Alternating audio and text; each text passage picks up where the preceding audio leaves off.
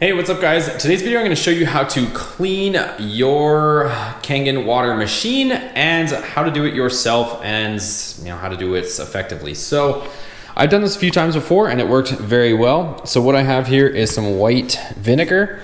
I've got some citric acid. You guys can find it online. Definitely get food grade since you guys are going to be drinking out of your machine after. So food grade, as you can see.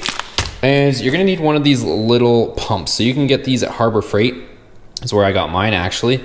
You can see here 200 gallons per hour. They do sell smaller ones, but I found that these ones work a little bit better because if you get too small of one, it doesn't move the volume that you really need.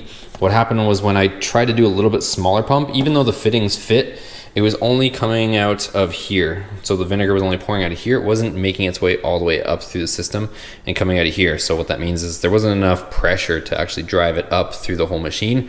So I went with this guy and this one worked good. And you're gonna need some sort of Tupperware. So what we're gonna do is you are going to essentially, this part is gonna come off and you're gonna put it inside here. Everything is gonna go in here. This is gonna divert into there as well. And then whatever fitting you have off of your tap, in my case, I have a reverse osmosis underneath there with a remineralizing filter, and it comes out of here, and that's how I run my Kangen machine. I can go into that in more detail if you guys want, but let me know down below in the comments. So what you're gonna do is take this off, and this is what's gonna go onto your submersible pump, and that submersible pump is gonna be in here. So everything is gonna be in this bucket. You're gonna unplug your Kangen machine because you definitely don't wanna do this with the power on. And last but not least, before I set everything up for you guys, is your filter. So remove this filter cover here. And I don't run a filter, reason being, I actually modified this, and I guess I'm a little bit of a rebel with this machine, but what I did was, I'm not gonna take this off, I'll just tell you what it is. I took one of these cleaning cartridges and I kind of hacked out the inside of it so that it is a straight through. I don't know if you guys can see it, but I cut out the restriction in it. Reason being is I don't need a second filter up here. I have a 5-stage reverse osmosis underneath the sink. Why would I again filter my water up here?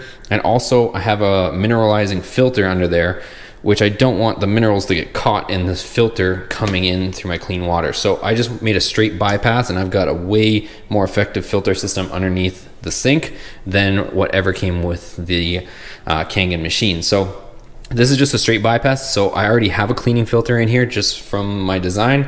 And now I'm going to go ahead, I'll put white vinegar in here. I'll put about a cup of citric acid in here, and we're pretty much just gonna judge the amount of white vinegar based on the submersible pump so that we have enough to make everything work and this thing can stay spinning. So let me set it all up and I'll show you how it goes. All right, so really not too much to the setup, you guys. Like I said, top hose is gonna go here. The acidic drain hose is gonna go in here as well. I leave the whole thing attached, but it's up to you guys what you wanna do.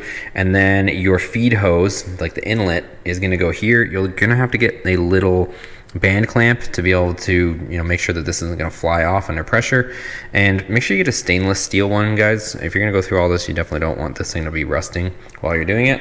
So before I plug in the pump, pretty much just going to put white vinegar in here, enough so that my inlet on my pump is going to be covered, and then I will put it in this. So let's go ahead and dump that in and then we'll start things up. So let's dump the vinegar in. Like I said, just enough so that your pump can be submerged. All right, so as you can see, everything's running, but the amount of volume that carries, our pump is still kind of pulling in a little bit of air, right? So we're gonna top this up like so, just so that our pump is getting as much fluid as possible. So there we go. So now our pump's not sucking air, and you can see it's coming out of both. It's coming out of the top and the acidic portion.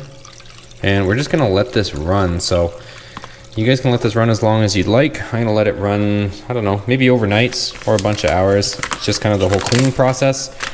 But I'm also gonna go ahead and now dump in my citric acid, which is gonna help to clean the plates that are inside the machine. And one other thing is when you put in the citric acid, you might have to kind of just agitate it. When you dump the citric acid into your container, or Tupperware in this case, you're gonna see it pooling at the bottom. So you'll see a bunch of it. So kind of just agitate it so that it actually starts mixing in with your vinegar. And then you'll see that once you kind of agitate it around and it gets, goes through your pump and whatnot, that it will be dissolved into your vinegar. So just kind of move it around, dissolve it, and then once you guys see that your citric acid is dissolved, let it run, and you're gonna see this vinegar turn color too, depending on how dirty everything is. Okay guys, so it's been about, honestly, almost 2 days, and I've just left it running. I don't know if you guys can see it, but there's little deposits and little flakes and stuff at the bottom of this, and just a bunch of little sediment.